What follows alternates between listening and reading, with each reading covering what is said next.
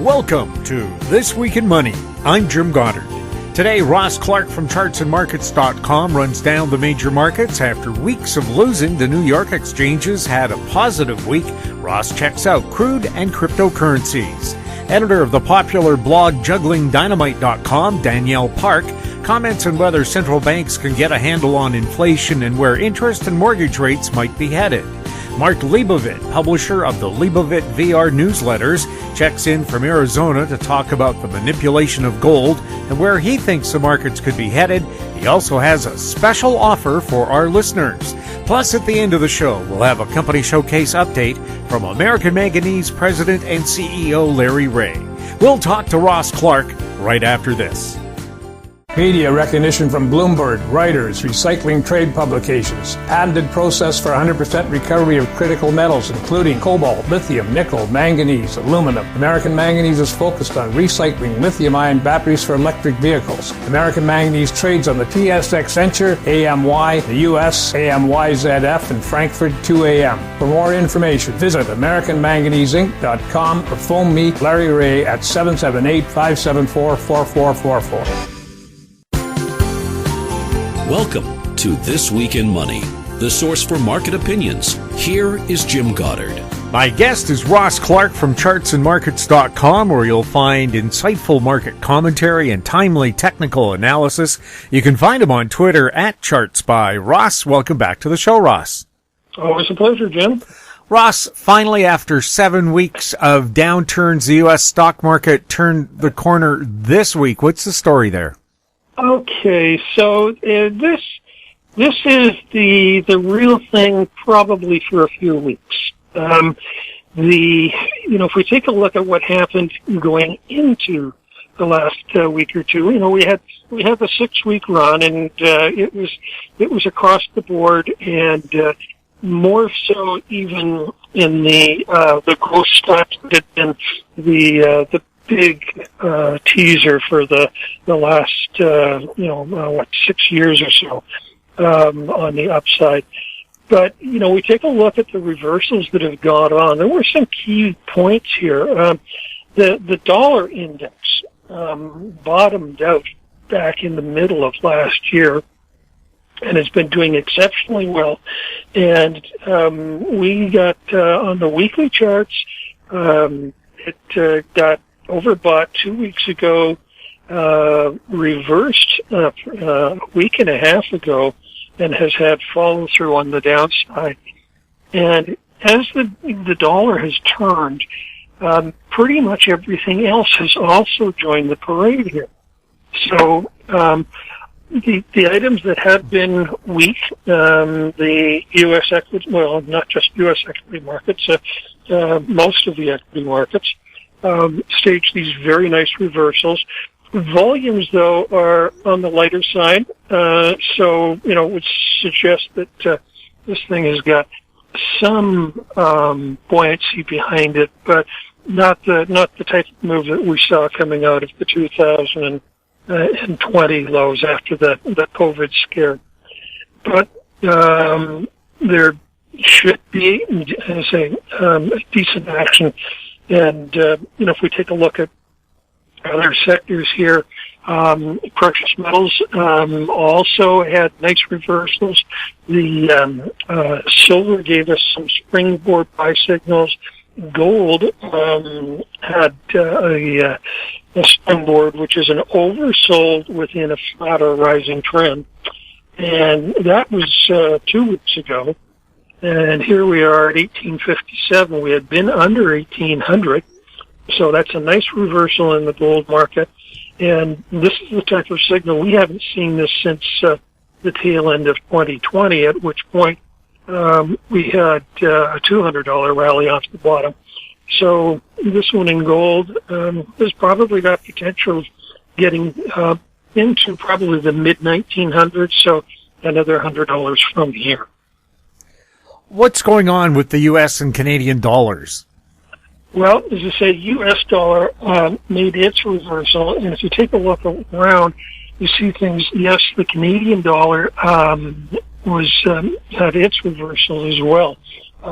Bottomed about 10 days ago, closed this week at 78.57. That is the best level that it has seen in about 3 weeks. But, when we take a look at what it should be moving with, which would be the energy and agricultural markets, it really, really is underperforming.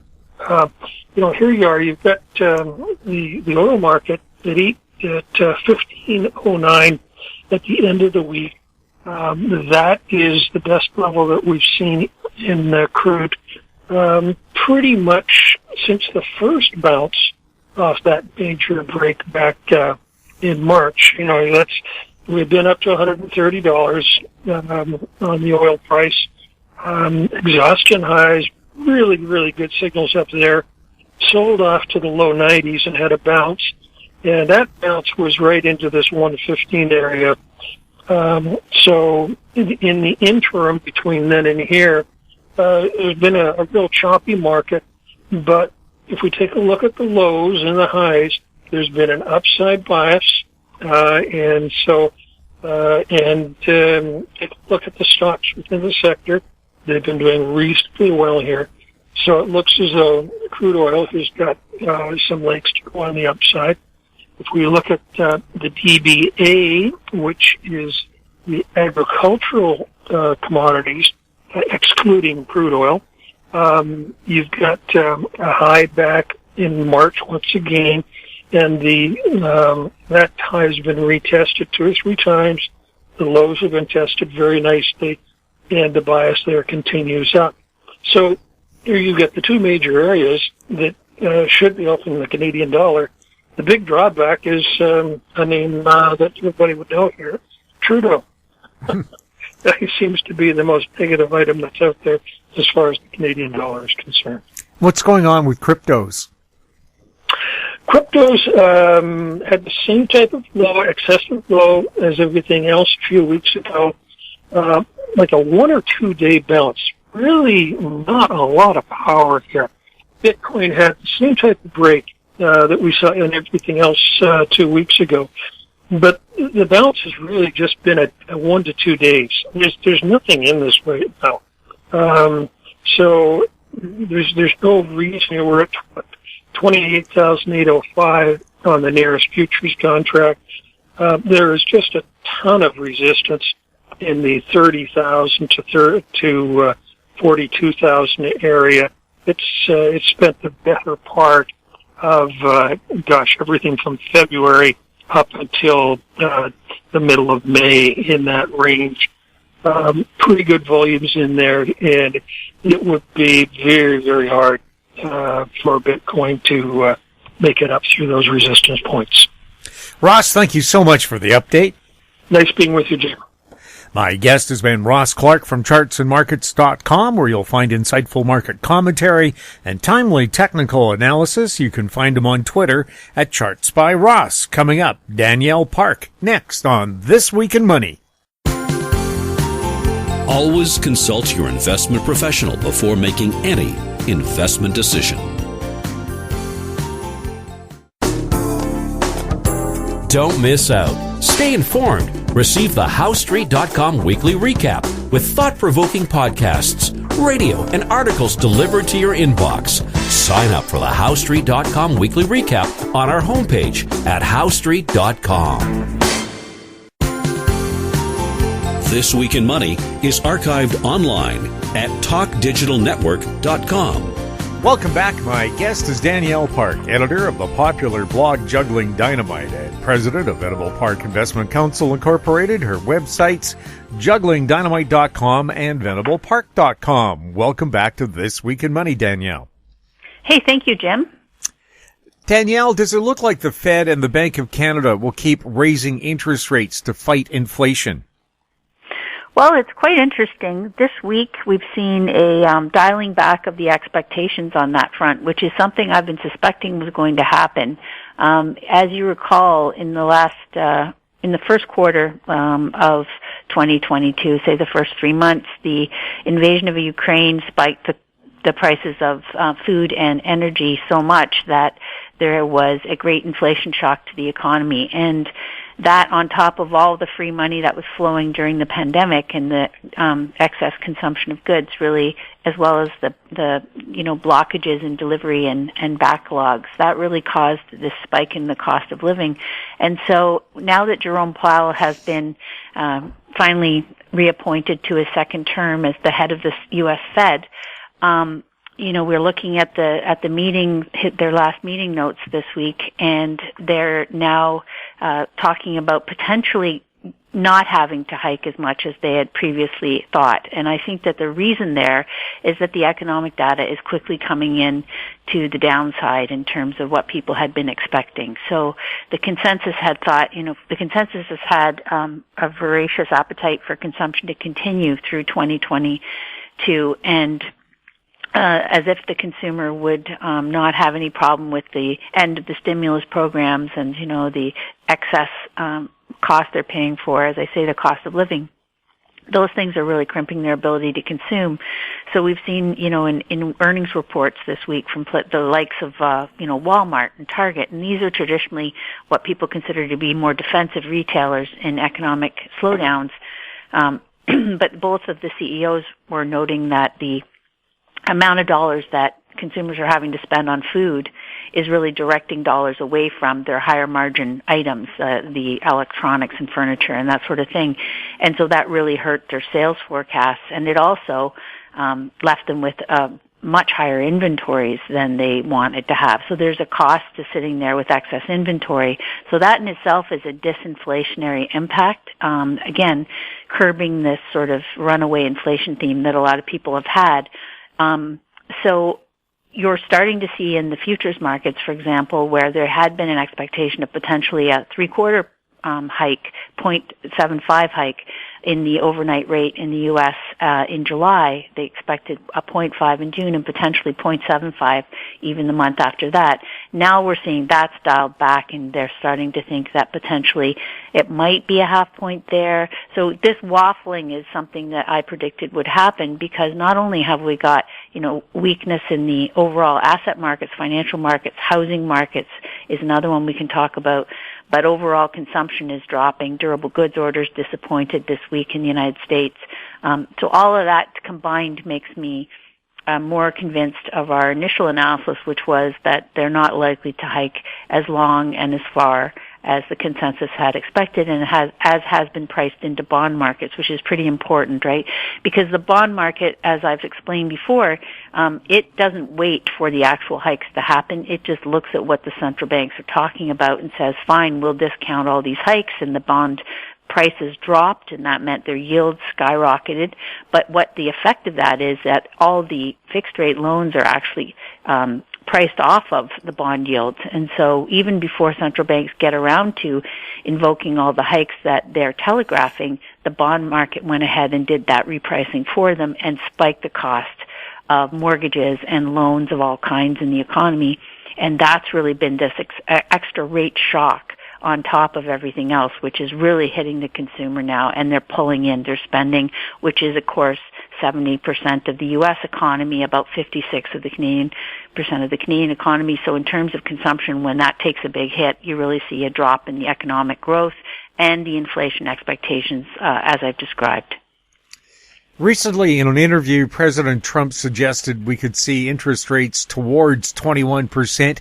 Do you think we could see interest rates that high? Wow. Okay. So I'll try not and be, I'll try not and respond in the way that I actually first thought of when you said that.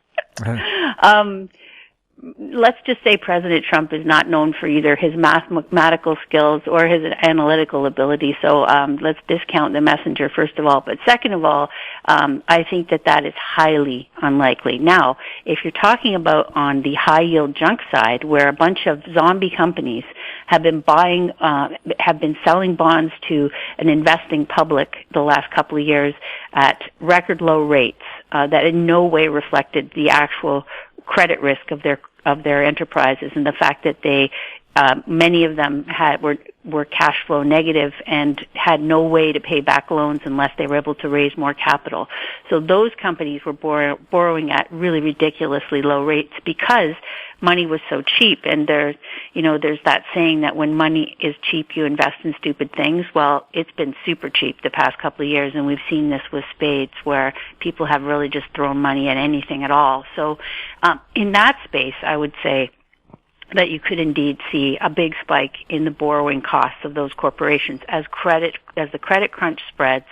The Fed hasn't even started their quantitative tapering, which is they're stopping to buy assets in bonds and mortgage-backed securities and this sort of thing, which has been keeping interest rates down artificially and providing all this liquidity into the market. So to the extent that the liquidity continues to erode and these junkier players are not able to get access to cheap money, and we're starting to see that. Like the high-yield bond index has appreciated, their yields have jumped significantly in the last couple of months, but probably about half as much as we've seen in prior recessions. So I think that there's a lot more to the upside in terms of the cost of capital coming for those really weak players. However, in terms of the policy rates in the system, there's no way that they're going to get anywhere close to double digit in my view, because there's just no ability for the economy to absorb anything like that. Real incomes are negative. They are not going to get any major stimulus packages passed likely in the United States until well after the midterm elections, so into the next, perhaps spring of next year. And in the meantime, we've got the central bank having to take a stand on these short-term inflationary pressures. So all these things combined, I think policy rates are not going to go significantly higher than, potentially you could see another % added to the overnight banking rate for the central bank in the United States and potentially Canada. Canada really can't hike a lot more past what the U.S. Fed does, just because we have the currency issue. And if our Canadian dollar, if we're hiking and they're not, then we start to get a very overvalued Canadian dollar, which again hurts our economy and our exports, and then we get a weaker growth rate, and then it's sort of this vicious cycle. So I think that we may see, as I said, a couple more hikes in the overnight rate from the central banks, but I think they're very likely to pause there, because if I'm correct in my overall analysis, we're going to see a slowing of the economy and a further deterioration in asset markets and potentially the housing market, which ultimately is a massive impact to the masses. And so I think we're getting a bifurcation or differentiation finally in credit quality, which is desperately needed. So, those people or in companies that are, and governments and municipalities and cities that are in good shape revenue-wise and can actually, service debt and pay it back and do have a reasonable income statement, those will continue to be able to borrow at reasonably low rates, I think, in this environment. And the junkier zombie companies and borrowers who have been relying on, alternative lenders are going to have a harder time in this environment, because I think rates, the spread between the highest quality and the junkiest quality is going to continue to gap wider here, which means that the cost of capital for them is going to be a lot higher than it's been, and that's going to be a great stress. Do you think the stock markets are in a correction or a bear market? Well, it depends on the market, right? But certainly, for example, the NASDAQ is off about 30% from its high, so that's very clearly in a bear market. The S&P, as of last Friday, had dipped just over 20%, so that's classically defined as a bear market. The Russell 2000 was about 28% lower. That's definitely in that category. The TSX, of course, because it's buoyed by oil and gas and banks, which are late cycle performers, has come off only a few percent. So we're certainly not in a bear market yet in terms of the Canadian TSX. However, it's interesting because first of all, the pace of decline this time has been really remarkable vis-a-vis the American markets. In the 2008 downturn, to drop 15%, it took the S&P, the first 15%, it took about 8 months for that to happen. Or 9 months, actually. We've seen that happen. The first 20% drop here has happened in just over 4 months.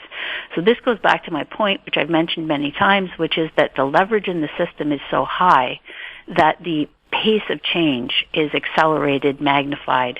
So when you get, to the upside, we saw that certainly in the last 2 years as things went, parabolic. But the same happens on the way down because everyone is so levered and because traders have been taking a lot of dumb risk with borrowed money and that sort of thing. So as soon as price starts to correct, it goes at a much faster pace. And of course, a lot of things start to break when that happens because people are really complacent and not expecting it to. So, indeed, we've seen a bear market begin in the U.S. markets, as I've said. Typically, the Canadian market always follows, and the oil and gas companies and the Canadian banks have actually come off in the last few months about 8% from their peak. Typically, you could see easily more than a 25% decline in that particular sector. The oil and gas sector, you could certainly see the oil and gas companies themselves are still near their cycle highs. You could easily see a 25 to 50% correction in those particular shares.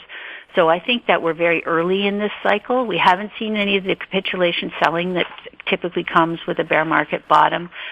We haven't seen a lot of redemptions even in the retail space. We saw mutual funds in Canada had a net redemption last week, but that's really the first time in many months that we've seen that. Just the amount of it's interesting. So since 1929, the average bear market decline for the S&P 500, when you're not in a recession, is taken place over about 12 months, and it's been about 29%. So we're not even within the average yet in that sense. But when you have a recession, the average bear market in that period was over 16 months and a decline of 42%. And let's not forget, in the highly levered environments, the most highly levered periods, which are like 1929, 2000, 2008, we saw extended bear markets that declined more than 50%. So I would be more inclined to think we're in for that sort of an environment rather than the average, because we did have an above average period of these parabolic increases. As I said, people forget to get to the mean. You don't just come back to the mean. You have to actually go under the mean to restore the historical trend. And so I think that's more likely that we could have a very significant and longer lasting downturn. So I think we're nicely started into what I'd like to call the value restoration project, but I wouldn't say that we're through it, very likely, and I don't see any of the capitulation or negative sentiment. People have been buying the dip. You still see that institutionally, even corporate insiders, even retail traders. You still see this kind of gambling compulsion continue, and this misplaced, in my estimation, view that central banks will somehow bail everyone out, and I just don't think that that's realistic. Is there massive debt underlying the Canadian real estate market, and what do you see ahead for Canadian real estate? So this is another one where, again, depending on your perspective and how long back you're aware of historical precedent, there are a great many people who have only known a bull market in real estate in Canada because it's been going on now for about 15 years. But some of us recall the other periods where, for example, in 1989, realty prices peaked, and debt was very widely used in inflating asset prices. There was a lot of the same kind of retail speculation as well as investor speculation, institutional overbuilding, all that sort of came to a fevered pitch in the late 80s. And you saw that the price of housing really peaked and then fell all the way to about 2003 it took. So it's a long, about 14 years before you start to see a bottom and then starting to recover, coming back towards the prior high.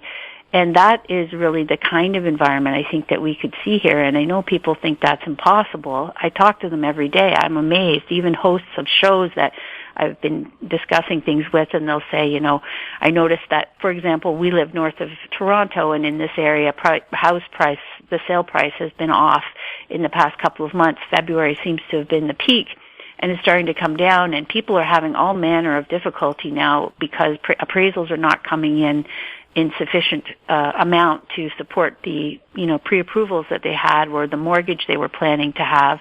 So there's a lot of negative knock-on daisy chain effects here where people are not able to close And then, again, this is all at the margin. It's not everyone. It's not, not every purchaser of a property comes in so highly maxed in debt that they're not able to afford, chip in some more money if they can't get a mortgage to the amount they expected. But at the margin, this is happening quite significantly, and it's causing all sorts of angst. So we know that, for example, the spike in rates has really had an impact. That's why we're starting to see prices come down. That's why 55% of mortgages in the last little while have been going for variable rate. People taking mortgages have been taking variable rate rather than locking in, which has historically been the preference because of the certainty around what kind of payment you're going to have. And don't forget, we had a 54% increase in home prices in the last 2 years. And now, since January of 21, so almost a year and a half, we've had a 64% increase in the mortgage rates. So the average payment for the median priced home in Canada is now $1,100, almost $1,200 more per month. And just since January of this year, the average payment on the median price has gone up about $800. Those are big amounts, right? That's fixed costs for people on top of, as I say, the escalation in other loan rates, borrowing costs, and costs of food and fuel. So we're starting to see the stress go from, people were relying on government checks in the last year or two of the pandemic. That's really come to an end, and now we're really seeing them double down on credit cards. So there's, I always say this, but it's so true. I've experienced this, and it's very difficult to go back when you've had, when you've been used to spending more, going out more, traveling, or, buying lots of fancy things for your house or vehicles, that sort of thing, and then to rein in and go back to being very frugal tends to be very difficult for people. We've noted this behaviorally in many studies and incidents throughout time. So I think that it's hard for them to appreciate that easy money run has come to an end, and now they may be in fact stuck with things that they wish they hadn't have bought at prices that were really high, and now they have more payments than they'd like. And of course, we're starting to see this on the corporate side too, where Amazon and Facebook and all these that were the star companies that everyone thought could do no wrong are noting that they're under pressure because costs have increased as well, and revenues are starting to come down, and they're starting to lay people off. And we're seeing this in a number of companies. I think it's this is typical as well. When you've had this cycle low in unemployment, you tend to see it turn back up again, right? And this is starting to happen. So this is all risky stuff for Canadian real estate market, for households that have 186% debt to disposable income, the highest of the G7. Canada does, right? We have the highest debt to disposable income we've ever had. We've got interest rates that are galloping higher, that have galloped higher, and we've got, this increase in layoffs starting to kick in. So I think people really haven't prepared for this, and we know that a lot of the people that were buying properties in the past 2 years were doing so as second properties, either as investment or as somewhere for them to go outside of the city. This idea that you need to have safe places to go during the pandemic that were not in the city and that sort of thing. So the problem is a lot of people borrowed against their, main residence to buy these other properties. And so again, that now they're stuck with the higher maintenance costs and expenditures with respect to all these properties, and you've got much higher rates. And I've talked to people who are now putting properties on the market because mortgages that were at very low rates are coming up for renewal in a period where corporate rates and residential rates are much higher than they were. And they're sort of saying, wow, I've got a capital gain here, let's take it and lower our cost structure. So I do think you're going to see this urge to sell pick up in this environment, not just in housing, of course, but also, as I say, in things like financial markets, and the two are very much linked here. Now, I've heard two different opinions about real estate, and I think it depends on why you bought that particular property. Some people look at mortgages as debt. Others say it's enforced savings, but I think it depends if you bought that house just to live in or as an investment. Does that make a big difference in how you view your mortgage? So housing is an essential asset, whether it's rented or purchased. We all need somewhere to live, absolutely. But there are certain times when it is glaringly obvious that it is more economical to rent than it is to buy, and vice versa. Right now, today, it is in Canada in particular. With the dynamics I'm speaking of, with the cost structure going up so much, ideally, my recommendation is get yourself a shelter you can afford and pay it off as quickly as possible, and then live there as long as you can. My second recommendation is if you want to make your, quote, home work for you, because people talk about getting their house equity to work for them, I say the best way to get house equity to work is to have an apartment of some kind on your property that you rent that allows you to live in your home for free. That's the ideal goal. And certainly going into retirement, to have no mortgage is pretty essential, because then then your income is not spoken for in debt. So to be debt free by the time you retire should be a goal of everyone that can, manage that. That's why I'm, very often I disagree with this whole mentality that a house at every price is an investment. It's not an investment, it's a shelter. And yes, it's very valuable as an asset if you can get it paid for and you can live there economically. But most people are reaching for more house than they can afford, thinking that, that's somehow going to be an investment. And as we've talked about in these cycles, it depends when you buy it and when you're talking about selling it or trying to capitalize on that by, selling it and downsizing. Clearly, the people who purchased in the last couple of months when things were at, all-time high valuations may indeed, as I said, find that the prices are not, that prices are declined from here. National Bank, various economic forecasters have come out, even the conservative ones of late, to say that we could easily see a downturn in Canadian housing of 20% or more, 20 to 30%. And when people are shocked about that, I always find it shocking that it doesn't occur to them, since prices went up 54% in 2 years. These anomalous swings go both ways, is my point. And so yes, as I say, housing can be an excellent asset, but don't get into this trap of thinking that housing at any price is an investment. It's certainly not. In fact, it drains your ability to save for other things if you're spending a lot on housing, which is ultimately a consumption asset. It can be a piggy bank to store some cash for, if you decide you're going to downsize later, but that really depends on how much leverage you're using and what price you paid for the asset and how long your holding period is. So there's a lot of really sober thinking that needs to go into that decision, and I find there's an awful lot of salesmanship and nonsense that most people have in their heads from all the marketing material they're bombarded with. Elon Musk said he'd be voting Republican in the next election. Could this have an effect on Tesla sales? I don't know why. I think lots of Republican people like electric cars too, because they're also another way that you can lower your cost structure dramatically and drive for free and have no parts. And I mean, financially, mathematically, they're making more and more sense every year because they're just getting that more cost effective, and they have such long lives. And I mean, I've been driving one for over 4 years, and I can tell you I've spent nothing on maintenance, and I charge it for $5 in my garage overnight. So it's exceptionally good in terms of a financial decision if you can make that. And so, the car is excellent. I think we need to always try and separate the CEOs of companies from their products, because certainly they can be big personalities, and Mr. Musk is certainly an example of that, where he makes, he's the world's richest man, although his net worth's come off about 40% in the last few months thanks to the plunge in the shares of his companies, et cetera, so it's infecting everyone of all stripes here. But anyway, he remains, when you have $150 billion and you lose 40%, you're still the richest person, and have lots of money.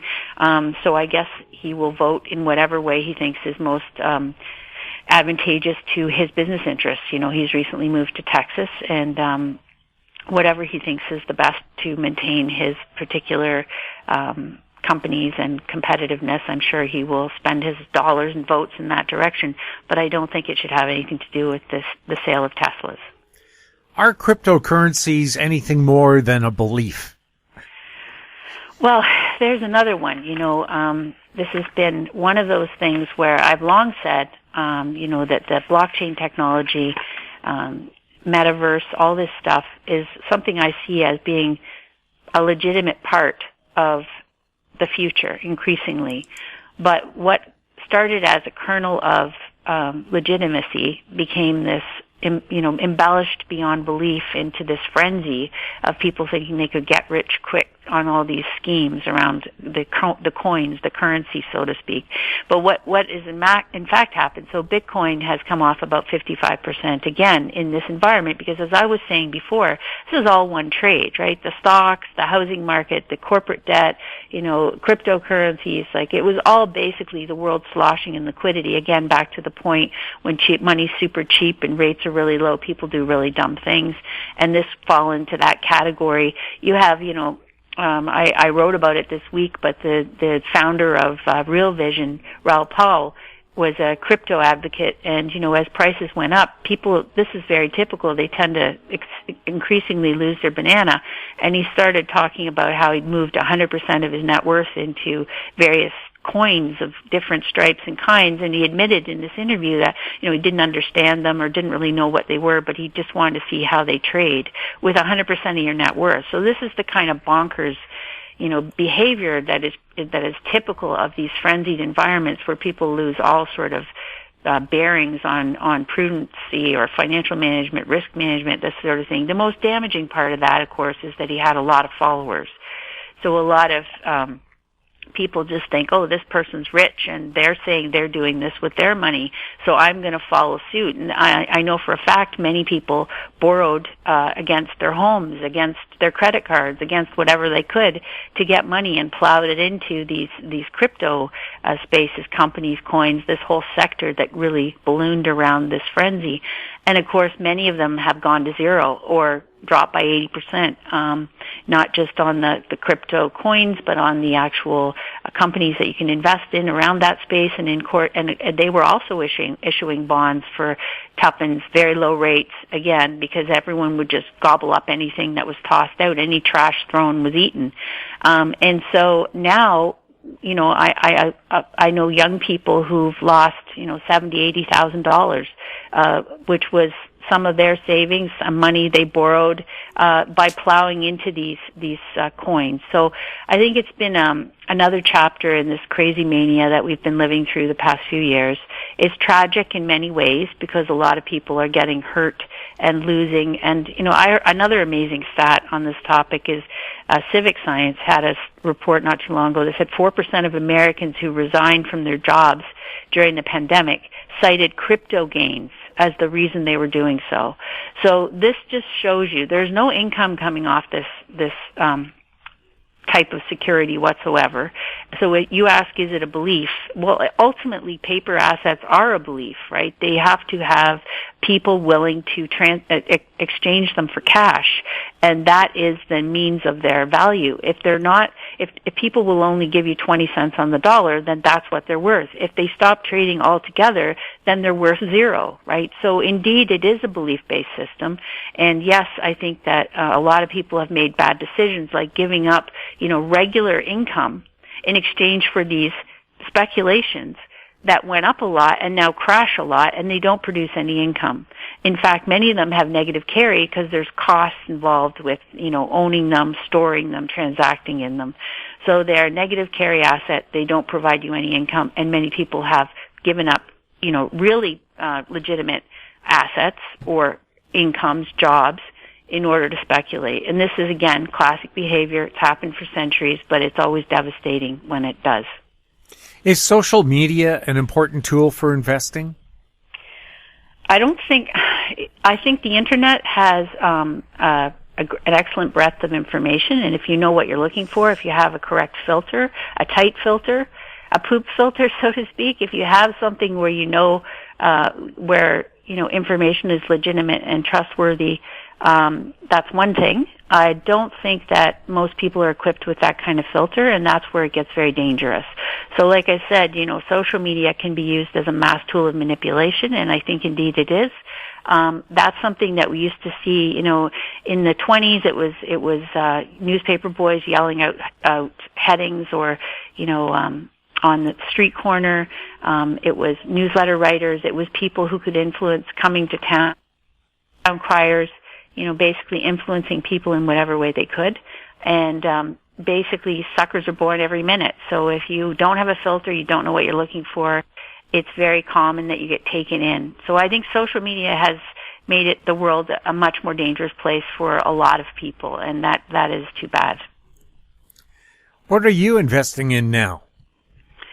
Well, at our firm, we have, we are absolute returns, so we're all about preserving capital and not trying to get sucked into the latest fads, not losing money. That's our focus. So our portfolios right now are about as defensive as they've ever been in my career, but we have sort of 55% of accounts around there in provincial, municipal, city, Canadian bonds, individual issues, not funds, not mutual funds, not ETFs, because I'm kind of concerned about the interior structure of many of those instruments in this environment. But we also have about a 20% in Canadian cash, and we have another about 20% in U.S. cash or T-bills. So basically that money has been put there for buying opportunities, which we anticipate coming out of this, which I think are going to be probably the best we've seen since 2002 and 2008, which were very important market bottoms. I'm anticipating something around that in terms of opportunity, with asset prices coming down significantly from current levels. And once the liquidation selling starts and the panic begins, and people who have to sell finally start to sell, I think that's when we're going to get to pick up some great value. So that is where I think the greatest safety and opportunity presently lies. Danielle, where's the best place for people to follow you? Well, I'm certainly all over the internet. Juggling Dynamite being the blog, Venable Park being the website of our company. But if you just type in Danielle Park, you'll find all my latest posts and appearances. Danielle, thank you so much for being on This Week in Money. Hey, thank you, Jim. My guest has been Danielle Park, editor of the popular blog Juggling Dynamite and president of Venable Park Investment Counsel Incorporated. Coming up, Mark Leibovit next on This Week in Money. Media recognition from Bloomberg, Reuters, recycling trade publications, patented process for 100% recovery of critical metals, including cobalt, lithium, nickel, manganese, aluminum. American Manganese is focused on recycling lithium-ion batteries for electric vehicles. American Manganese trades on the TSX Venture, AMY, the US, AMY.V, and Frankfurt 2AM. For more information, visit AmericanManganeseInc.com or phone me, Larry Ray, at 778-574-4444. This Week in Money is archived online at talkdigitalnetwork.com. Welcome back. My guest is Mark Leibovit, editor and publisher of the Leibovit VR newsletters, also known as vrtrader.com. He's speaking to us from Arizona. Welcome back to This Week in Money, Mark. Glad to be back, Jim. Mark, do you have a special offer for our listeners? We do, and I also want to mention our normal disclaimer that I am not a financial advisor, nor do I give financial advice. We do publish our educational vrtrader.com and have done so in one form or another for well over 40 years. And if you'd like to subscribe to any of the newsletters, there's a whole bunch of them. If you go to vrtrader.com and pull them up, we're offer 50% off if you enter the promo code 2022 half off. That's 2022 HALFOFF, just like it sounds, and you enter that in the promo code section in the order form. So vrtrader.com, vrVictorRobertTrader.com. Mark, for people new to the show and maybe your commentary, what does VR Trader stand for? Well, VR stands for the volume reversal, which is a trademark technical indicator that I didn't totally create it. I was inspired by a great teacher of mine many, many decades ago. His name was Roger Cole, and we trademarked it afterwards. And it's just a term that refers to a change of price and a change of volume, and it's a little technical signal. And in fact, you can get it if you want, if you're a technically oriented trader and you look at charts all day, and just about everybody out there in the business does, but you can't get my volume reversal unless you go to a specific platform. And there used to be several platforms, but many of these platforms are disappearing. So at the moment, the best one to go to, and the one that's been around more than any of the others, is a company called Metastock, Metastock, and they're up in Salt Lake City. And when you actually have a little video that you could pull up, and you see me, and I talk about the indicator, and you look at a chart, and you see these little reversal patterns, negative volume reversal or positive, and they become trading signals for those who are interested in another technical tool. And what's interesting about it, it's applicable not just for trading day to day. It actually can be used and is used on weekly and monthly chart. You can get a bigger viewpoint, in volume changes. Some dramatic examples are shown in the video. So sometimes you get big volume shifts, and they're good for weeks and months. So something to pay attention to, but you have to go to the stock to get it. And again, it's VR for volume reversal.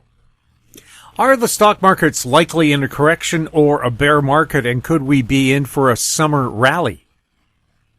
Well, it may have already started, and some of the timing models suggested that by the end of May or early June, you could hit a little trading bottom, which I've been writing about in the letter.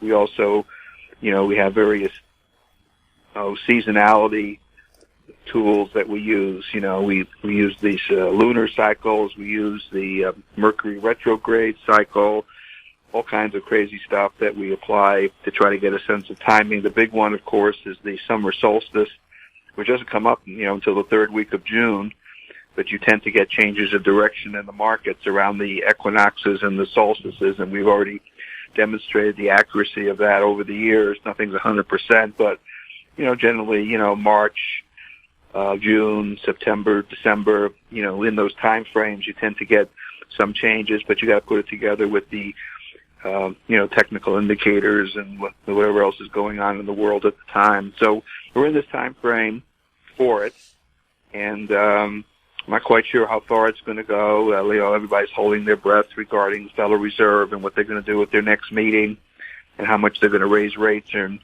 I'm sure they will, but this is a discussion of how much, and then there's so many other factors out there. So to answer your question, it looks like we bottomed on a trading basis early this week. There's also another factor, is that markets tend to change direction short term ahead of long holiday weekends. So the rally we had this week may or may not be the summer rally, assuming we're going to get more of that, because I'm still more in the bear market camp personally, but cycles say, there could be an upward bias here for a while, so you don't want to, get too stubborn about it. But, ahead of, long holiday weekends like the Memorial Day weekend here in the U.S., for example, which is what we're talking about now, when markets are going in one direction, they tend to reverse into the holidays, and that makes a lot of sense because traders and strategists may be taking time off, and they don't want to get caught in any reversal patterns in the market. So the market's going down for a while, they tend to back away, and then perhaps the buyers step in because the sellers are out of the way, and may indeed be a result of the long holiday and the fact that a lot of the traders and money managers are taking off. I mean, just about that's been the case the last couple of days. A lot of people took off early for the holidays. So that could also have been a factor in the little rally that we saw here in the last couple of days. You'll see that just before the 4th of July in the U.S., before Christmas and Thanksgiving and other type of, holidays where you get the long holiday weekend phenomenon. But summer rally, yeah, maybe, the market's oversold enough, and maybe I'm dead wrong and the market's going to explode to new highs, and the Federal Reserve is going to decide it's not going to raise interest rates, and the good tooth fairy will show up or something else, and we'll just take it a day at a time. But yeah, a little positive here. We'll see when we come back from the long holiday in the U.S. on Tuesday of next week, whether the rally continues and carries into the summer solstice to the third week of the month. We'll just have to watch the numbers. But we're certainly oversold enough. People are bearish enough. They're fearful enough about everything that I suppose nice little trading bottom could have formed here. So I covered, we closed out our short positions on the newsletter. We went long the Russell 2000, which is a broad-based measure of the whole stock market, and actually more of the speculative stocks, but still a good measure since it sort of broke down ahead of the big stocks, and it turned up here early this past week. So you got to keep an eye on the Russell 2000, which could be a good barometer for how much this rally is going to, continue. So, I don't want to call myself a bull, but I'm not really bearish here unless we suddenly break below all the lows from earlier this past week. If that suddenly happened, that might be, I'm sure some significant news event would have to occur for that to happen, but at the moment that seems to be where the market is for short term. How long have the stock markets been on losing streaks, and how rare are these losing streaks? Oh my goodness, I have to pull out all my statistics on that one. We saw the crash in April 2020 on the COVID story, and that was one of the fastest bear markets in history. I mean, literally, I think the bear market lasted 7 or 8 days, because that's when the most significant portion of the decline occurred. Of course, in 2008, 9, that was more of an extended correction. 1987, which is I go way back to that one. I mean, basically, it was a 2-day event. They crashed the market, and then it just went sideways, and then slowly start moving back up again. So, a lot of damage tends to be done in a relatively short period of time. In the case of this particular bear market, it's been about 8 weeks of decline, which is a little long compared to some of the others, but doesn't mean you can't stay down for a while or go lower later. So there are different, there is no rule of thumb. I mean, that's the truth. If you get a bear market in 7 or 8 days, like in 2020, or, you get 8 weeks like we had now, you just have to flow with what's happening, Jim. I mean, you don't know how long it's going to be, and, our experience is usually, we all know they come down faster than they go up. We know that. I mean, you can, in 8 weeks, we gave up, 30% of the decline or something, and it took months for that to unfold. So, they always go down faster than they go up, but it's because people panic and there's margin calls and so forth and so on. But in this particular instance, maybe 8 weeks was enough, and we'll just have to, wait and see past the summer to see if the bulls take control again. But my gut feeling is probably not. There's so many uncertainties out there, and we'll just have to, flow with it. What do markets tend to do during U.S. midterm election years? Well, we have some nice charts in our newsletter, and I encourage those of you who want to take advantage of a trial offer to pull up our newsletter that we published for today. And we have some beautiful charts of the seasonality patterns in the election years. Excuse me. So you tend to get a choppy period. It depends, of course, whether it's a midterm election, or it's the 4-year cycle and so forth. So you have to look at the patterns. But as a general rule, I mean, I'm just making a very general observation. There tends to be pretty much of a downward bias into the election period or just ahead of it because of the uncertainty.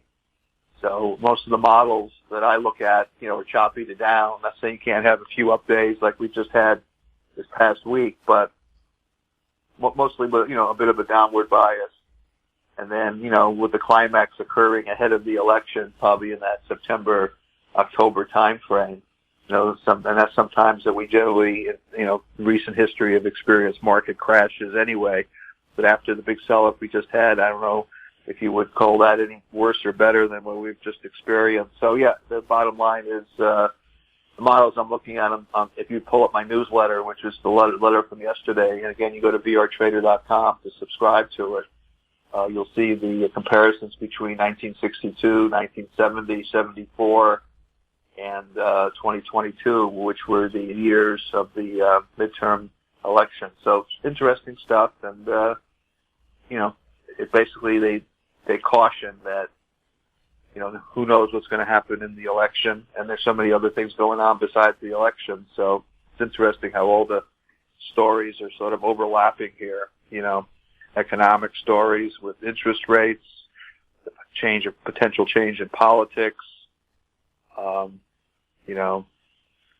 the evolution of new versions of diseases that suddenly appear, like the monkey flu or the bird flu, or whatever other kind of flu is going to suddenly appear. And, you got China having that flu problem, and, just so much stuff. I mean, it's been really the case of the stock market in the last 2 or 3 years, and I've been writing about it, has been the advent of outlier events. I mean, what's the next outlier event that's going to suddenly change things in a way that nobody can predict? And, we learned right away that COVID was one of them. I always talk about things like solar flares and volcanic activity, which we have had and which has impacted the planet, and the risk of asteroids and all kinds of crazy stuff out there, earthquake activity, which seems to be picking up. So, and now we're hearing a lot of press, as you're a reporter, so you're hearing this all the time about the potential of power outages and energy shortages this summer, and suddenly, all of a sudden, we're going to have power issues. Where did this come from? So, of course, we already know about the supply chain issues, which I think pretty much are manufactured because of the COVID events. But, our whole recent history here has been outlier events, Jim. So, what's the next outlier event that's going to kick the market down? We know the ones that are obvious in front of us. Everybody's worried about interest rates, but I think that's sort of a minor one. I mean, it's, we know it's there, but what else is going to happen besides that? So, we still have the Ukrainian situation in Russia, and it seems like when you turn on the TV, the market is down or up, and they talk about what the Fed's doing. I mean, that's such a minor part, and they're emphasizing it like it's the only part. Like, just because Fed decided to tighten rates, and they've been incompetent, as we know, for the last more than 100 years since they've been created. If they had me on one of these shows, which they're not, because I actually was on CNBC many years ago, and I actually said on the air that I'm going to write a book on how to do the opposite of CNBC and make money. I mean, they didn't appreciate that one too much. But basically, the fact that they're emphasizing one story means that the real story is a whole other story they're not even talking about. But we'll deal with that later. Does it look like the Fed will raise rates at their June 14th, 15th meeting 50 basis points instead of 75?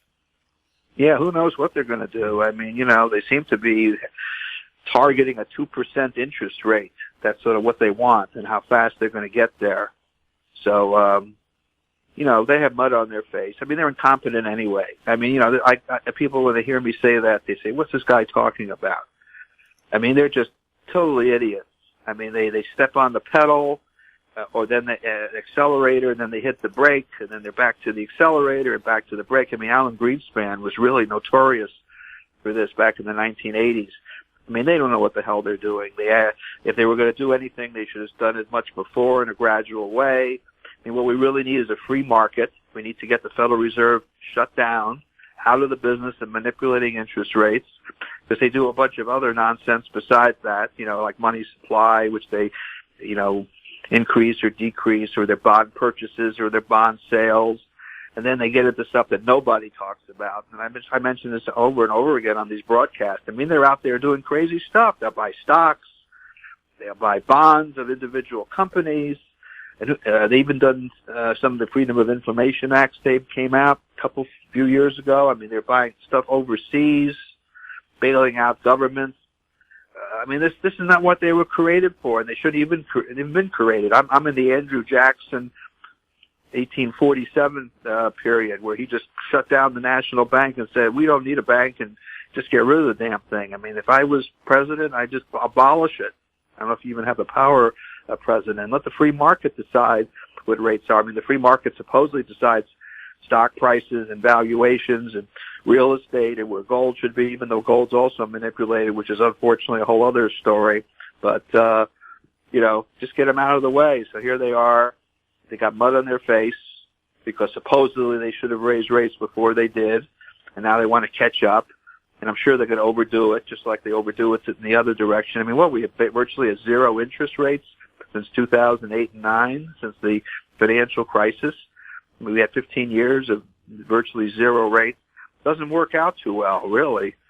I mean, Europe, they're in big problems. I mean, they're at negative rates, and they're talking about trying to raise their rates. The banks just have the guys that run the central banks are just incompetent. I mean, the economists are notorious for predicting the stock market the wrong way or the direction of the economy. I mean, there's documentation on this for decades. If you're an economist and you start talking about the future of rates or the markets, you might as well just close it down and read the, turn on one of the cartoon channels on television. You'll get just as good information.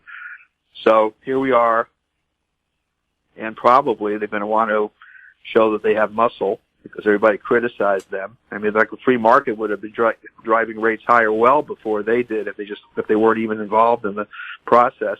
So they probably will raise at least at half or three-quarters.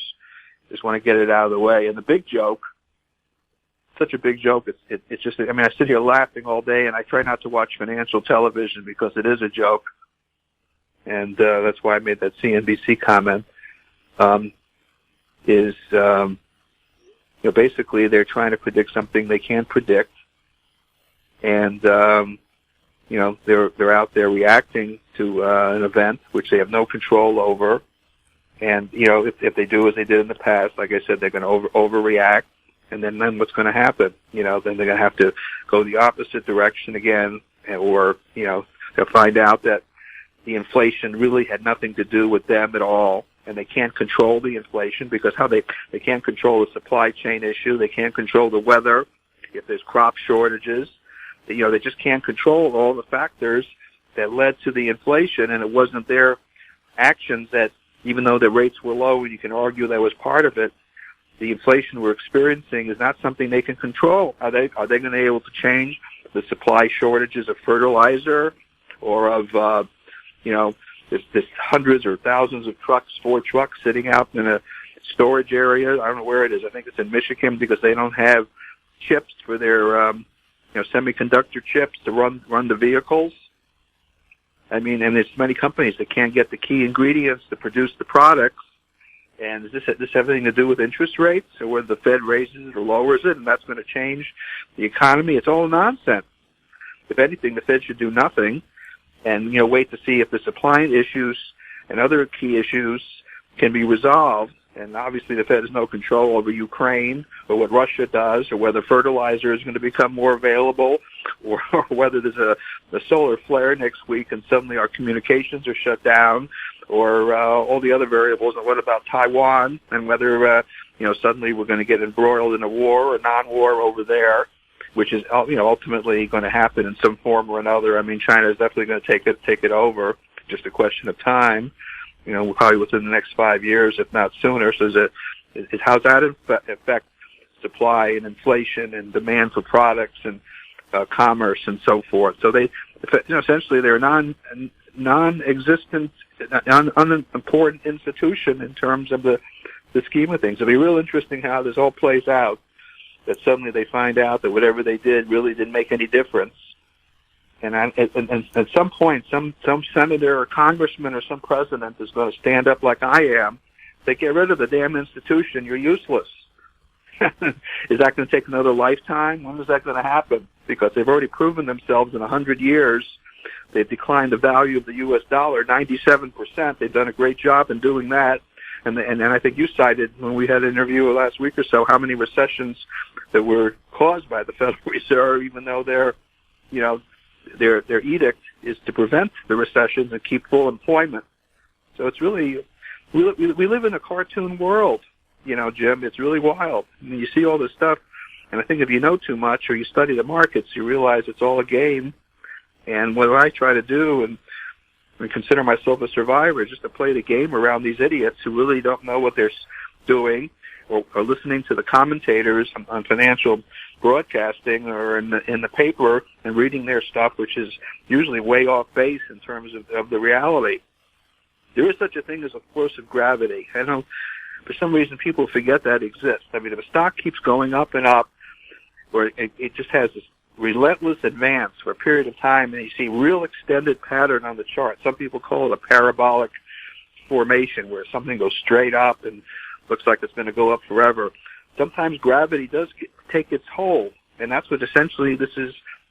The stock market correction is really what this is all about. They've got way overpriced, people way overinvested and speculated, and gravity comes in at some point, with or without the Federal Reserve.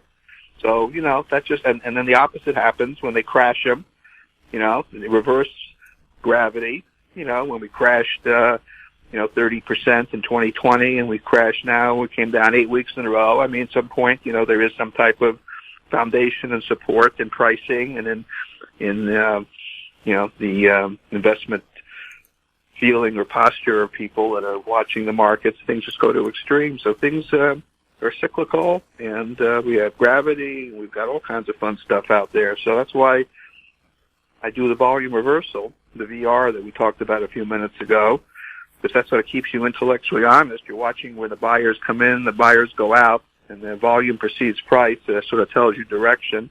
And you use charts, and you try to get a sense of where the market is. If you look at a chart and you see, how far up or down it is, and look at historical patterns, as a general rule, you get a pretty good sense. Maybe not to the exact day, but you get a pretty good sense of where you are. So that's the reading at the moment, Jim. How tight do you think the quantitative tightening will be, and how likely is it to have any effect on inflation? I don't think anything they do has anything to do with inflation. They think because we raise interest rates enough and we discourage buyers and demand because rates are up, that's going to change everything. And I just described to you how it's not going to change anything. Sure, it discourages some people a little bit, but on the other hand, it says, gee, if they're raising rates and they're doing all this crazy stuff, maybe they're going to continue to raise it, and maybe we need to jump in and do something now before they're even higher. So we're going to refinance our home, or we're going to expand our business. These crazy people, they got rates, going up to 2%. Maybe they want to take it to 6% in 2 years. We better do our buying and our financing and our, whatever we need to do quickly, because we have a bunch of incompetence out there. We don't know what they're going to do or how they're going to change their minds. So, bottom line is, it's not just the rates, as you were just referred to as quantitative easing, what they do with the money supply and so forth. They play around with that. I mean, it's just like a game. It's like you're playing Monopoly. And I think we'll take the money supply down for a while, or we'll increase it, and we hope to get the following result. A lot of it is psychological, when people hear it's coming. And look what's happening in the mortgage business. I mean, the interest rates went up 0.25%, and then they went up 0.5%. But the mortgage brokers decide they want to raise interest rates 2 or 3%. So that's what's gone. Interest rates went from under 3% up to 5.5%. And, some of these mortgage brokers are locking rates at 7.5% and fear that it's going to continue to go higher. So it just creates this psychological panic. So maybe that's what they're trying to do, is they figure it's called jawboning too. That's an old expression where they would say things and not actually do it. So we'll see if that's part of the equation. It'll be interesting if they don't raise rates as much, but they threaten they're going to do it. So it gets people to react in a different way. I don't know if it really scares people. I think the smart money acts, and they're smart, and they do what they need to do anyway. And I think most of the problem with earnings and everything else that's been unfolded here, we hear companies, stocks coming down like Walmart and Target, and some of the big retailers, even Costco, because it was supply chain issues. It was other things that caused their earnings to go down and so forth. It wasn't, because of what the Fed was doing or wasn't doing. So it was outside of their control. So it's just funny, the whole game, and you just gotta try to play the game. So some people come to people like me for advice or some thoughts about what's happening out there, and or they use other sources. Maybe they just use their own common sense. But I think the average person realizes that things get too expensive, or they're too cheap, and they act accordingly. I mean, real estate has roughly 20-year cycles. That's been known for a long time. Just have to have the patience, or the money at the time to take advantage of opportunities. So we're at an interesting juncture here, Jim, for this year with the election and with what's going on in Europe and with China and with what the Fed's doing and not doing and what may or may not happen on the planet in terms of growth of crops and crop shortages and geocosmic events. Just, real interesting times. I'm not so sanguine on the future. I just think too many incompetent or crazy things are going on, and the people that are running the show don't know how to handle it or deal with it, have no foresight to begin with. So, I think, we're going to get our trading rally maybe here, and it's going to come down again, and then what happens after the election, and what's going to happen in early next year. And, we just have the nincompoops running the show. So with that in mind, you got to, strategize and protect yourself the best way you can. We're hearing predictions of gold running higher, gold heading lower, a lot lower. What are your thoughts on gold? It's so damn manipulated, and I keep talking about this, and people ignore me. I mean, GATA.org. Go to the GATA.org website. Bill Murphy and his group over there, Chris Powell, they've been documenting for 2 or 3 decades about government manipulation in the precious metals. I mean, it's just not speculation. It's lawsuits filed, and many have succeeded. These are employees of the big brokerage firms that acted as agents for the government. The phony paper market in the precious metals, where you've got, contracts being sold that don't have no physical delivery behind them, but they just hit bids and they drive prices down. That kind of action. And you've got government leasing gold, and some of the gold that's being leased doesn't even exist, and we don't even know if the gold's in Fort Knox. And when we went in this whole article I have in my newsletter, my metal resource letter about the Fort Knox situation. I mean, it's never been documented whether the gold's really there or not. They went and looked at it in the 1970s. They went to one vault. It may have already been sold or given away. Who knows what happened there? So it's such a phony market. And, if they weren't involved in it, gold would probably be $5,000 or $10,000 an ounce already, and silver way up there. But they're suppressing it because if it's high, it makes the governments look bad. And we've known for thousands of years that it's been a standard of value. Why do all the big governments hoard their gold and store their gold or talk about their gold? Because they know over time the currencies are going to go to zero. I mean, you can go all the way back to the Roman Empire and see how, where currencies end up. The British pound went way down. The U.S. dollar is worth a lot less. I mean, just currencies are just paper, and they're just promises that may or may not be fulfilled. So gold really has its value, and the governments realize this, so they're doing their best to keep it down. So you're asking me, should it go up? Yes, it should go up. Will they let it go up, and how much will they let it go up? And it's a tough call. You got to trade it. It's like anything else. You can look at the chart, and they got it down, a couple of years ago to about $1,100 or $1,000, and they took it back up to the 2,000 level, and now it's around, the 1840s or wherever it's now trading. I mean, it's just you can trade the darn thing, but in terms of a long-term hedge, I guess if you can hold a physical metal, and you live forever. I mean, it's going to have a store of value. It's not going to go to zero. The question is, what are you pricing it in U.S. dollars? You're pricing it in some other phony currency that exists around the world. Now we know Vladimir Putin wanted to back the ruble with gold, which makes sense. So at least you have some store of value there. We know China has been a big buyer of gold, so they realize that there's a store of value there. But, will the price appreciate? And until we get the governments out of manipulating, and it's probably mostly the U.S. government involved, I think, more than any other government. But you could argue some of the European banks are also involved in the manipulation of it. So, real interesting. My bias would be that it should go higher with the uncertainty around the world. But as you can see in recent months, it really hasn't done very much. It ran up initially last fall on the Ukrainian story, and then it came off again. And if you take a 20-year view of the chart, big picture chart, you don't have to go back that far. Just to go back 3 years, we had a technical pattern known as a double top, where it topped around that 2060, 2070 level. I'm pricing it, of course, in U.S. dollars. So there's an expression in the technical community, at least I use it, when you see a double top, you sell a double top. So until it gets to that 20, 60, 70 area, that exact number, if and when it ever does, that'll probably be the time to jump in for a trade, and it might run up a little bit. But the downside is, if we've seen a double top, that may hold for a long time, and you may never see it up at that level again. And that might have been a 20-year top, and people are sitting here looking for gold to explode, but it never does.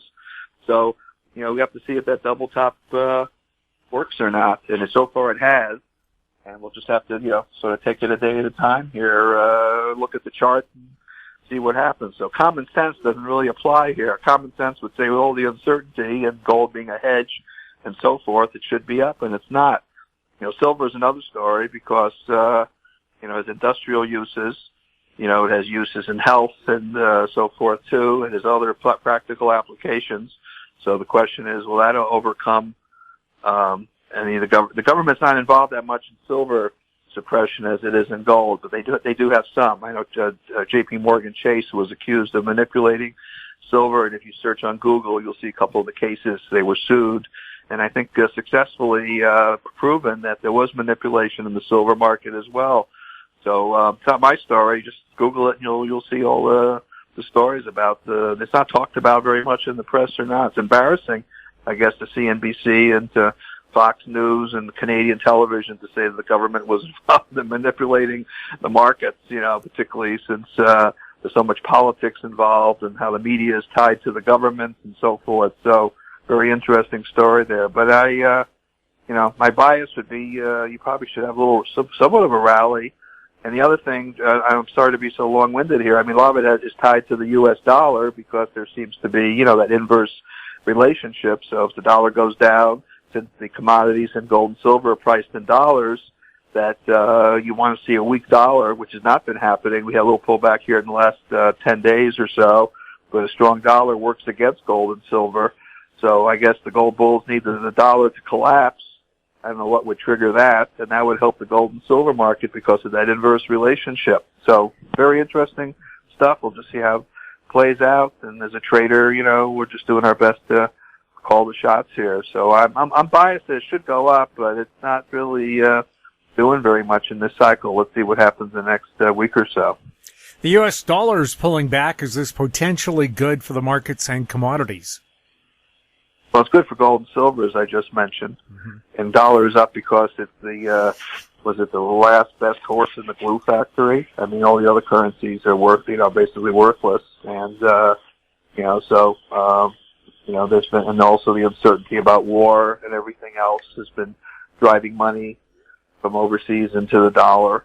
That's sort of the best answer I can give you here. The dollar is strong because of uncertainties around the world and so forth, and also as the incompetent U.S. Fed raises rates, you can get a better return over here. You get 0% in Europe. So if you get 3% on a 10-year bond, which is not there today but was a few days ago, that's a good place to put your money. And if you're overseas, you got to convert your money into dollars to buy the bond. So that would keep the dollar strong. So a lot of it has to do with trying to secure safety too. So a lot of factors are affecting that, as we just mentioned. Could the financial chaos be by design to lead into Agenda 2030, the Great Reset, where you will own nothing and be happy about it? Oh, you're really going to get me on this one. This is the old Klaus Schwab, who's basically a Nazi, and his buddy George Soros. And, this one world government nonsense, which is, by the way, what Putin is fighting against. I mean, I don't approve of him killing people and everything, but he doesn't want to join the one world government, which basically says just what you said. You owe nothing, but you'll be happy. This is what Klaus Schwab has been talking about, and he's very influential in Europe.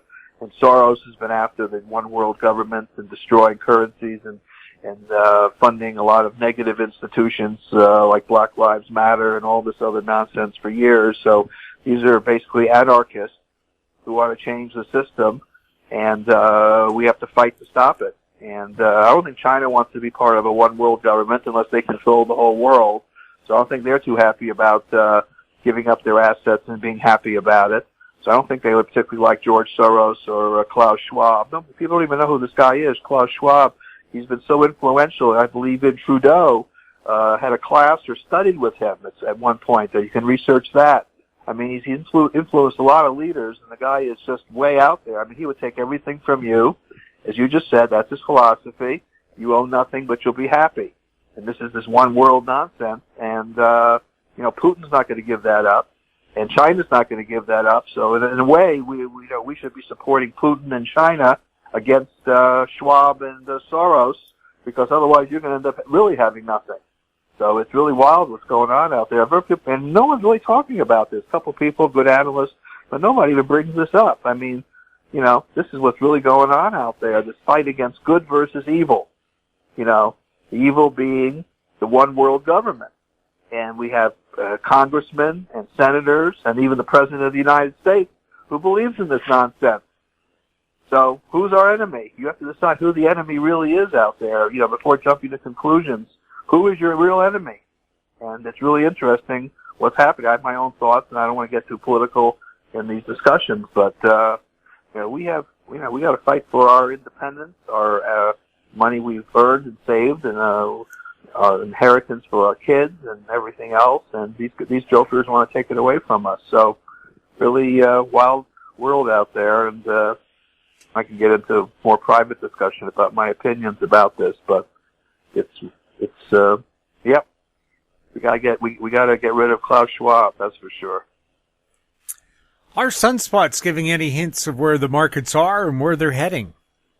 Increased activity has been noted by scientists, and every couple of days something's shooting out. In fact, there's just something the other couple of days. There's a big they call CME, the big flares that are emissions that pop out of the sun. Some miss the planet. Some only have minor effects within the last month. There were a couple instances that some of the solar activity shut down shortwave radio in some parts of the Earth. I think it was mostly in Asia, and it does have its effect. So we sit there. You can sit there worrying about something that never happens, and that's not good. Like the Carrington event that we often talk about on the show from the mid-1800s, and something like that happens, and suddenly all your computers and communications are fried overnight. Of course, that doesn't mean we can't recover from an event like that, but it certainly would shut things down for a while. So we're just, who are we? I mean, we're a little speck in the universe. We think we're all powerful and all knowing, but there's planetary forces out there, planets that supposedly are newly discovered planets all the time. Some supposedly may circle back to the Earth that have several thousand-year revolutions around the sun. There's all this research about one that may come in the decades or hundreds of years ahead of time, and how it changes. I think Elon Musk talks about how we have to leave the planet because they won't be here. I mean, we need to do exploration. We need to settle on other planets, seed other planets. And one of the reasons you want to go to Mars, and, of course, we're already there. That's my other opinion, and we're already on the moon, but they're not telling us officially about it. It's all the secret space program. But let's not get there. I mean, basically, even Musk is saying you got to get to Mars because the Earth may not be here forever, and either we destroy ourselves, or the climate changes, or that asteroid ultimately hits, or whatever happens. So we have to expand out to save the human race, and that's a multi, or I don't want to say multi-decade, hundreds of year effort to branch out, because nothing is forever. Planets don't last forever, and moons don't last forever, and we don't last forever, and so it's the whole concept of Star Trek, the planetary federation and moving on into the universe is really our future to survive. But you and I won't be around to see all of this, but I think that's part of the thought process. Is the Russia-Ukraine conflict being used as an excuse for supply chain problems that have been instituted by governments all over the world? And I'm thinking about Indonesia banning palm oil exports and India banning grain exports. Well, the Ukraine war was no accident. It could have been prevented. All these things are not just, there was discussion about this way ahead of time. I mean, Putin didn't want nuclear weapons on his border. He wanted a neutral country. And then NATO, he doesn't want NATO on his front doorstep with nuclear weapons sitting right across. I mean, why did we get into the Cuban Missile Crisis situation back in the 1960s because Kennedy decided that we don't want nuclear weapons in Cuba. And we got this big conflict with Khrushchev and the Russians going way back, and ultimately they backed down. So now Russia is in a situation where they don't want to be intimidated by the West, who has people like Klaus Schwab and George Soros and the One World Government. And he wants to, he wants to have his currency backed by gold, not by promises and paper and nonsense like we do here in the U.S. with the Treasury printing money like crazy and the Federal Reserve doing nutty things. So all this could have been avoided if assurances were given him regarding NATO and the nuclear weapons in a neutral country, but we ignored him. And, he's doing what he needs to do to protect his country and his philosophy, whatever that might be, whether you agree with it or not. So, I got off on a tangent here. So, bottom line is a lot of these things are not accidental events that suddenly pop up. COVID was a created disease. It just didn't happen by itself. It was in laboratories, some of which we're hearing may have come out of Ukraine of all places, and funded by the U.S. government of all things. So, these shortages and a lot of these things are created events to create results that the powers that be want at the time. And we could argue about that for hours, about what that is. Control population, reduce world population. A lot of, papers and theories written about what this is all about, why all this happens. Shortages create profit centers, Jim. Profit things. The shortages of fertilizer prices go up, and a lot of people make a lot of money. And the people that are in the commodity area make a lot of money. Wheat and corn and everything, prices go up. There's profits to be made from that. Crude oil goes up. There's money made as the prices go up. So a lot of these things are engineered. I believe most of the shortages have been engineered. A lot came because of the COVID, of course, but other things, are engineered. If the Ukrainian war didn't happen, and which could have been prevented, in my opinion, then you wouldn't have fertilizer shortages.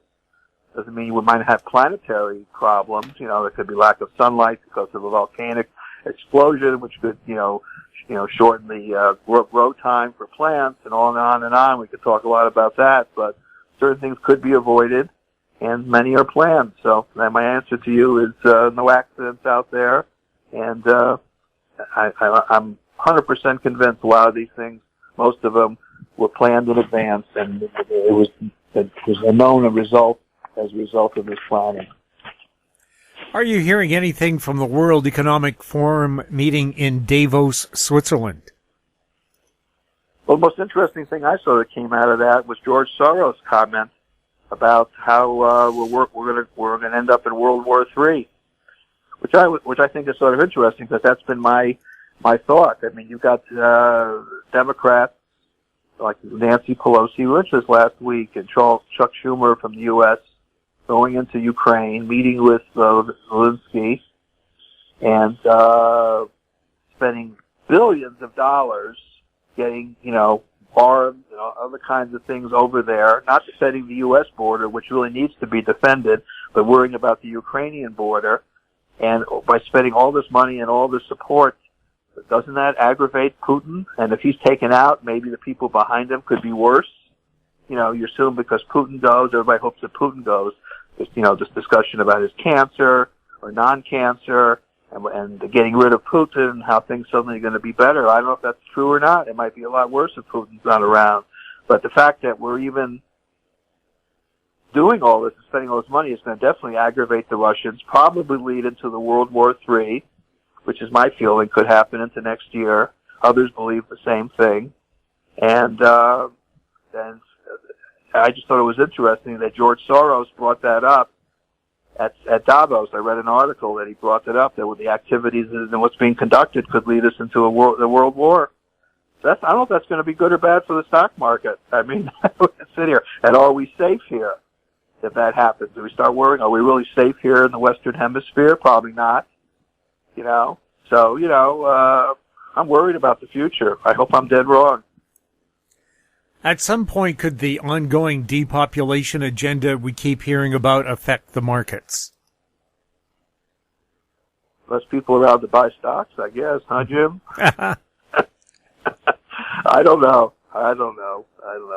That's a good. I really don't have an answer. I know depopulation was a project of Bill Gates and others, because there's some papers that he supposedly was co-authoring or involved with some foundations, and going back 20 years about too many people on the planet and how we depopulate the planet. And these are all things you can research on your own. If you Google them, a lot of discussion about papers and research and planning. You know, apparently even the COVID thing was known in 2019 among people in the know, and a lot of corporate executives, you know, resigned positions. Several hundred top corporate executives resigned in 2019 because they were told something was coming, and on and on and on. A lot of this has been documented. I don't have all the documentation, but there are those that do, that I've read about. So, yep, I don't know. They're there. There was definitely, from what I can gather, there was a plan, or is a plan, to depopulate the planet. Too many people around, and you know, and COVID may have been one of the plans to address that. But the more I think about it, I think there might have been a plan of the drug companies to sell a lot of vaccine and make trillions of dollars. You know, so who knows? You know, who knows about that one? But interesting discussion. What's going on with cryptocurrencies right now? They're in a correction. My cyclical work, I have a little forecast model I put together for the year for Ethereum and for Bitcoin, said it might be a downward year for them. And so far that's sort of been the case. I put this out in, you know, late January, early February. They've been in this corrective phase. So I'm assuming it's nothing more than that. I'm assuming this is a cyclical phenomenon. They ran up. We've already learned in the last, you know, was it about 10 years or so since Bitcoin really took off, 2010, 2011 back then. They have huge volatility in these markets, and a lot of fear, you know, whether there's going to be government interference and whether it would even make a difference, because people are looking for safety away from currencies and away from, you know, the way we normally conduct our business. And you know, there's been a war on cash. Governments want to get people, you know, to divulge everything they're doing. So they want to, you know, they don't like people using cash, and that they've digitized, government creating its own crypto, which has been a lot of discussion. Apparently it's in the works. Suddenly all your money in your checking account isn't cash anymore. Now it's a digital currency. They can monitor all your activity. So, yeah, this is, you know, part of what's going on. The government wanting to get more proactive in the crypto world, and the reason is to control us and to monitor us. So how does this affect Bitcoin and Ethereum? And so far, they've been a bit of a correction, but I don't know. You know, I mean, the will of the people to survive, the will of freedom. People don't trust government. You would think that the cryptos still have, you know, a viable future, and this is just a cyclical correction, a shakeout, like it's been in the past. And you know, everybody says, oh, the government's going to get in, they're going to go to zero. Well, you know, a lot of people deal in cash because they don't trust the government, and they do things behind the government, and that's what the crypto is all about, to avoid government interference in your life. So I think the call for freedom and independence, particularly financial control of your financial future, particularly with people like Klaus Schwab and Soros, and people wanting a one world government, I think that supports the view that crypto is going to continue. It might have to go underground for a while in the worst case, but all the young people believe in it. New generation who saw their parents lose a lot of money in the crash, in the financial crisis, and see all the nonsense in the world. You know, they maybe want to put their money in something else. And then many have been very successful, particularly with these non-fungible tokens, the NFTs, and the metaverse, where you can buy property and you can buy assets on a digital platform, like they're selling artwork. You know, you can buy a piece of a very famous art piece as part of a non-fungible token, as part of the, you know, crypto process. But the young people are all into this. You know, I know on a personal level that's true. So I'm optimistic overall. We're in a correction now. I don't know if it's over or not. A lot of people are betting on this XRP, which is Ripple, and the lawsuit that's pending or about to hopefully be resolved by the end of the year with the U.S. government. And Ripple, XRP, is supposed to be a good substitute for some of the other big names. But you know, I look at my list of the cryptos, Jim. I mean, it's thousands of cryptos out there. I mean, it's few hundred of the big ones. Are these suddenly going to all disappear? I don't know. I don't think so. So, it's sort of a revolution going on, It's a revolution. And, got to get government out of our lives. And we got to get rid of, I keep saying it, we got to get rid of Soros and Klaus Schwab and all these people who try to control our lives. And unfortunately, a lot of them are in control of the U.S. government right now. So whether we'll be successful or not, I think the call for freedom will ultimately, prevail. And I'm betting on that. You can have tyrants of all kinds. And we got them in the U.S. government. We've got them in Klaus Schwab. We've got them all over the place. Some people say it's Putin, which I partially agree with. But, if he's looking to keep his country independent away from these other criminals, then maybe he's not as bad as we think he is. So it's interesting. We'll find out in time. Mark, can you remind us once again about the special offer? Sure. It's vrtrader.com. A lot of the stuff I talk about here, I do throw in the newsletter. It's not just a stock market newsletter. We do cover our forecasts as we discuss.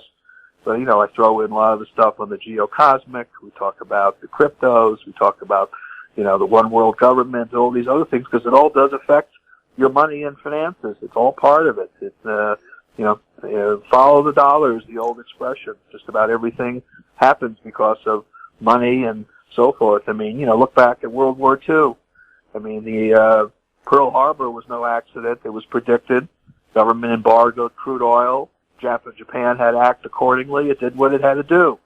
So, everything is a cause and an effect, and it has to do with follow the money and the economy. So vrtrader.com, VictorRobertTrader.com, and we do have that special offer, 2022 half off. Thank you for the opportunity, Jim. Appreciate it. My guest has been Mark Leibovit. Thank you so much for being on This Week in Money. My pleasure. Mark's the editor and publisher of the Leibovit VR newsletters, also known as vrtrader.com. He was speaking to us from Arizona. And that wraps up our show for this week. We'd like to thank our guests, Ross Clark, Danielle Park, and Mark Leibovit, and thank you for listening. If you have any questions for the show or our guests, you can send them to info@howstreet.com. Now stand by for a company showcase update from American Manganese CEO and President Larry Reaugh. I'm Jim Goddard. We'll be back next week with more This Week in Money. Comments made on This Week in Money are an expression of opinion only and should not be construed in any manner whatsoever as recommendations to buy or sell any financial instrument at any time. Archived online at TalkDigitalNetwork.com. This Week in Money is a production of How Street Media Incorporated. Executive producer is Tom Allen. Welcome to Company Showcase, an advertising feature on HowStreet.com. I'm Jim Goddard. I'm speaking with Larry Reaugh, CEO and President of American Manganese. Welcome back to the show, Larry. Thanks, Jim. Larry, you had some news this week. What was it? It was that we were doing a bunch of testing on scraps, and that was given to us by NDA partners. So we're excited about that. We're looking forward to the results, and it's all part of our program. It's as well as, of course, the black mass, and But it's moving on, Jim. Interestingly, I want to talk about all the traveling that Zarko and Shaheen have been doing for the company in the last few weeks. And first off, I'd like to point out that these are by invitation only, and they're not travel that is results of cold calls. We're invited. That's why we have the NDAs in place. And they talk about the project. They talk about the what's happening with the company and what the financials look like. And so it's an exciting time for us. Larry, can you maybe describe what the tests are doing and what you're trying to discover? Well, the technology is working on, as I mentioned, scraps and the black mass. It we've had excellent results on those. We return those results to the NDA partners, and they can make up their decisions.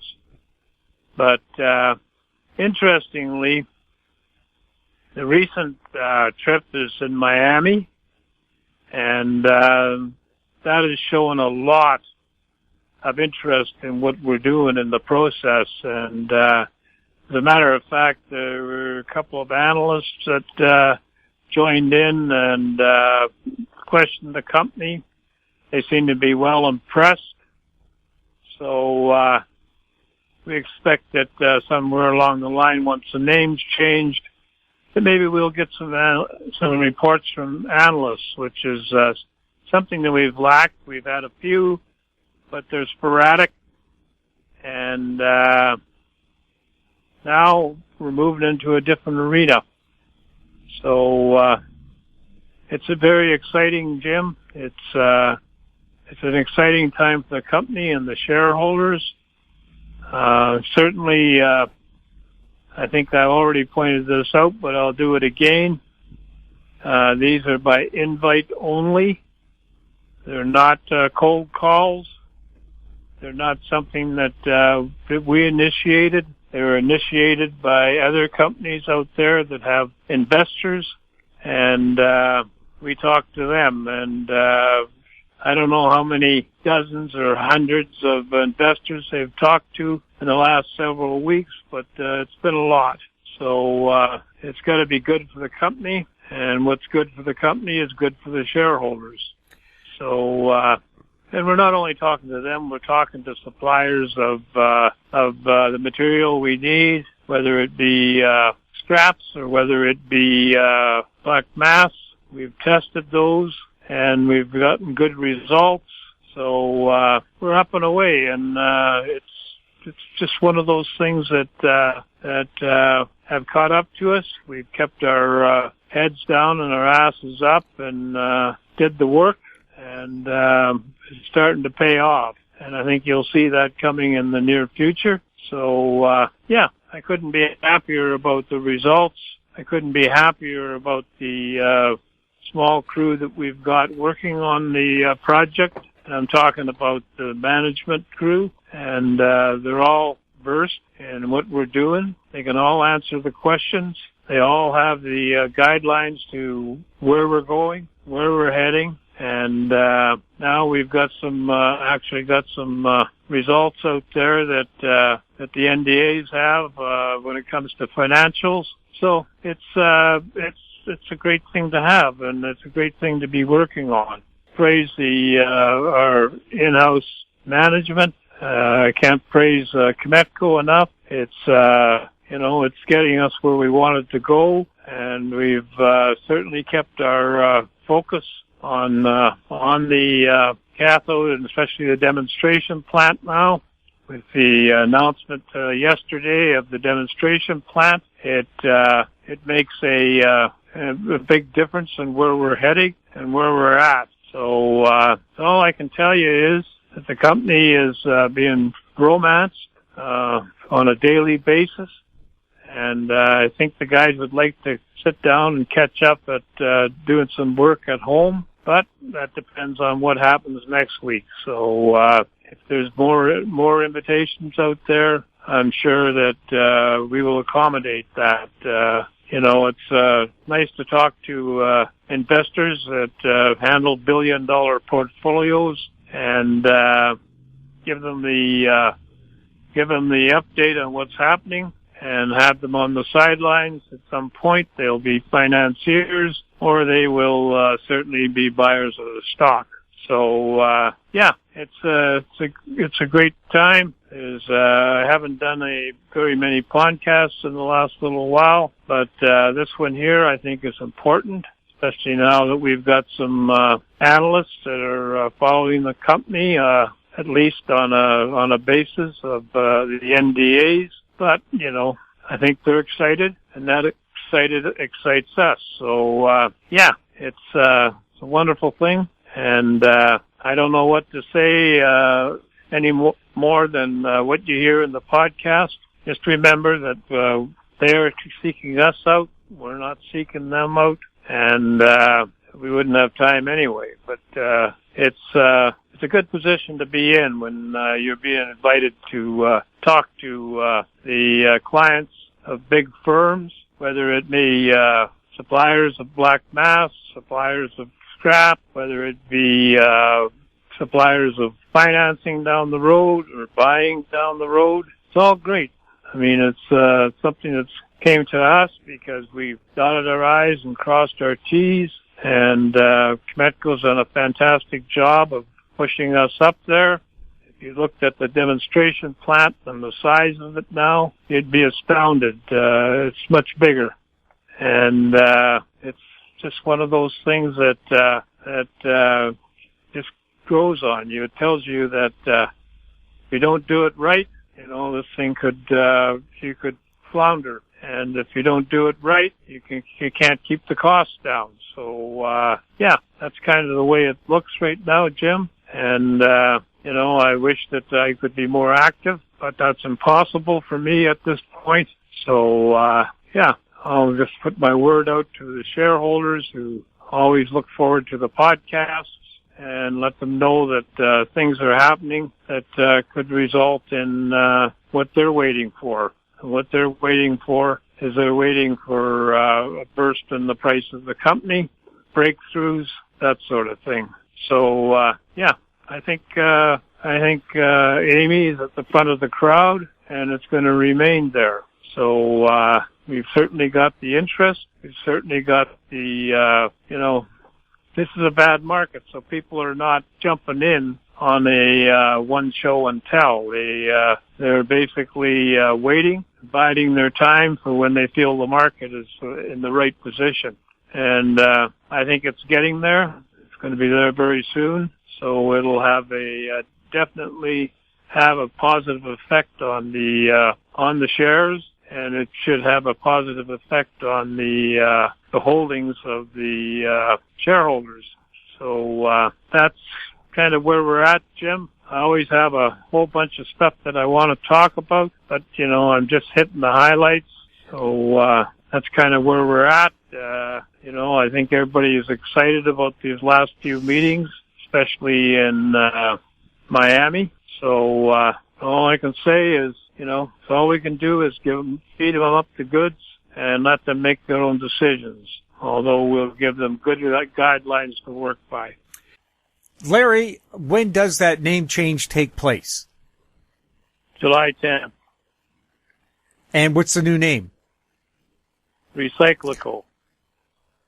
And that will make a big change around, especially when you have analysts looking and talking to you. They don't want to put out an analyst report while you have the old name, because it'll get lost in the shuffle somewhere. So I think that's going to be a big stepping stone for us after the AGM. So we go from there, Jim. Larry, where can people get more information about American Manganese, and where are you traded? Well, they can go to our website at AmericanManganeseInc.com. They can get any information that they want. All the press releases are there. All the podcasts are there. Everything is there that they need. Any reports, they're all there. And so I would say that, we keep the information flow out there pretty good. We have a great website that really is astounding. That we get nothing but comments and praise on that. So that's where you can find all the data out.